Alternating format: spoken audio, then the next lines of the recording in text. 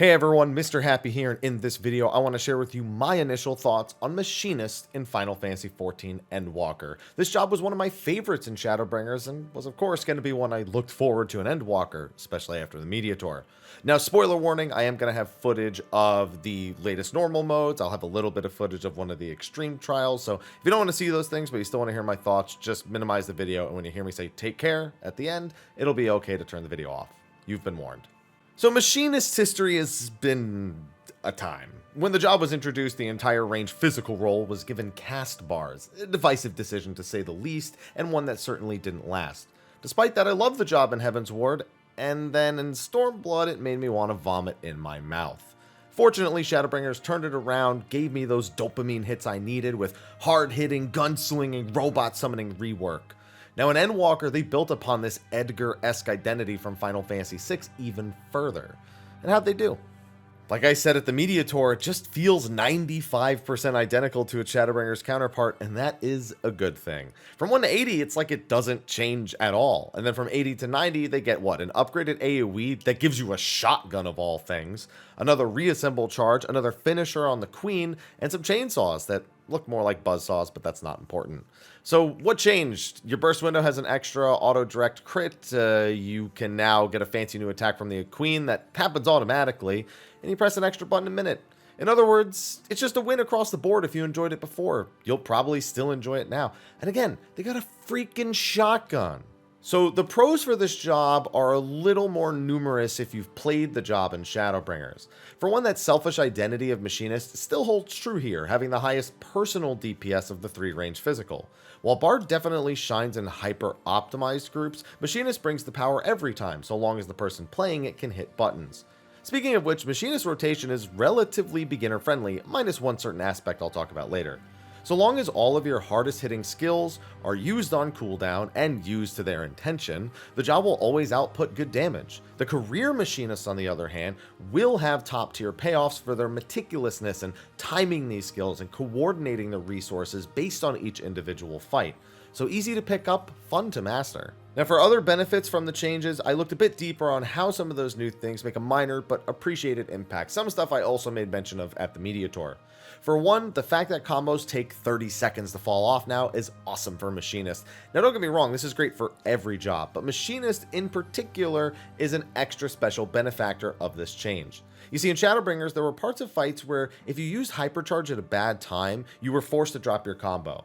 Basically, if you had Drill and Air Anchor available, and then you tried to use Hypercharge just around that time, if all those things lined up, then you didn't have a choice. You don't want those buttons to drift, so you'd drill, you'd hypercharge, you'd air anchor, and then you'd come back and you would lose your combo at the last possible second.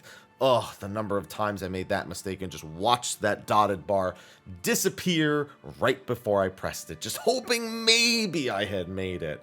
That can't happen anymore. With the 30-second combos, Machinist has a ton more freedom to put hypercharge windows during their filler damage phase. Just make sure that you don't drift, chainsaw, drill, or air anchor, and you're good.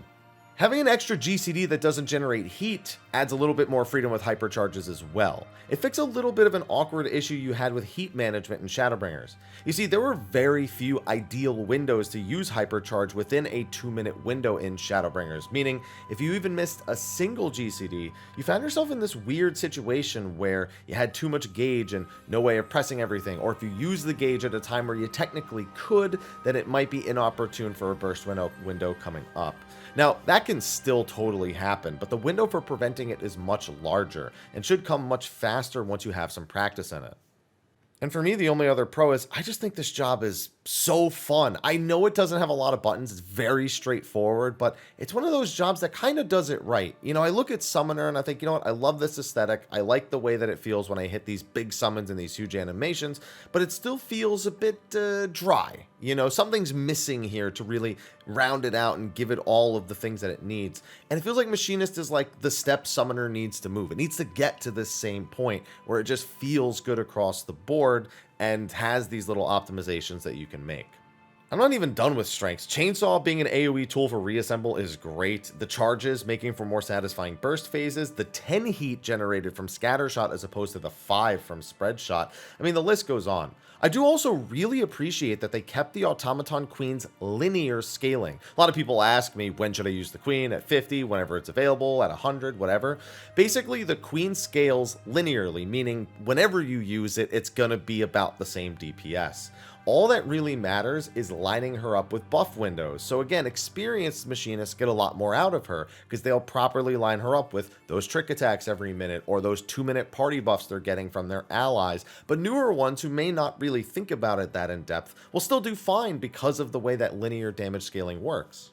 However, unlike my Reaper video before this, there are definitely cons to Machinist still. And it really just comes down to some stuff that they didn't change or round out from feedback from Shadowbringers. For one, the Queen and the entire battery gauge is kind of a dead mechanic in AoE. A really odd decision because they made a big thing out of kind of streamlining everyone's single target and AoE rotations so that they felt like you were largely working towards the same goal. And they didn't do that with Machinist and Endwalker.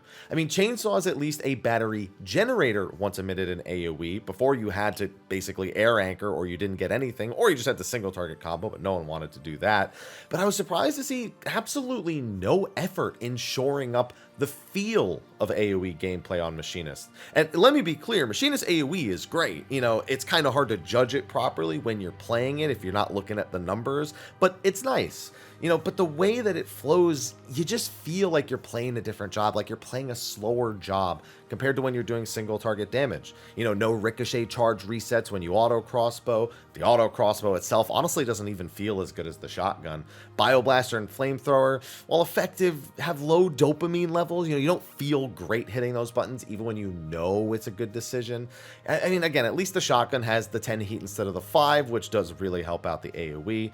It's fine, but it just doesn't feel as great as the rest of the job. A disappointment given how many other changes happened in Endwalker for other jobs. Then the ping-related issues. Now, earlier I mentioned the job was mostly beginner-friendly, but there was one aspect that still kind of held it back, and that's this. It's how not ping-friendly the hypercharge windows are. If you have too much ping, then you have to adjust your rotation, seek advice from machinists to deal with this or simulate this in order to, you know, give people tips and advice on that. I even asked Yoshi P at the media tour, you know, why isn't hypercharge just a charge system where you can use it 5 times and it goes away instead of having this really tight window? The answer I got is not relative to this video or wouldn't be worth going into. I've already gone over it before, but it looks like it won't be replaced by a stacking charge system anytime soon. At least that's my interpretation. At least Machinists and Dark Knights with their blood weapon get to hang out in this club together. The job, of course, also still only has the range physical role actions for utility. This is fine. I mentioned earlier how it's great having a job within the role where you really hold all the cards. If your team isn't doing great buff alignments or people are dying and you're just not able to make use of Bard or Dancer's really group-centric mechanics, Machinist is a great option for that, especially if you're doing stuff like Party Finder where that stuff very rarely comes together. But that means it's feast or famine. If you're great, the job will do great. If you're not doing great, it is doubly as noticeable. You're not contributing as much as even remotely as other people are. With that in mind, I mean, at least the job is performing quite well overall at the moment.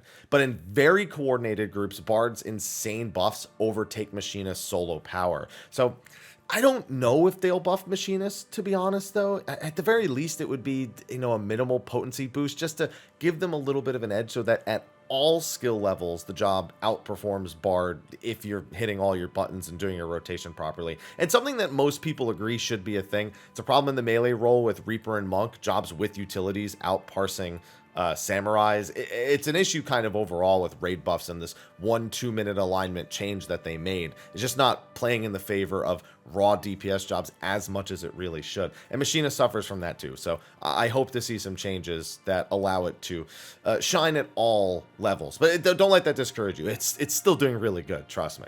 And that's going to be a wrap for my initial thoughts on the release version of Machinist. I'll keep an eye on this job, and of course, we'll be retouching upon the changes that happen, if any, and of course, comparing it to the other range physical jobs and our Versus series. We got a lot of stuff planned for this expansion, as we always do.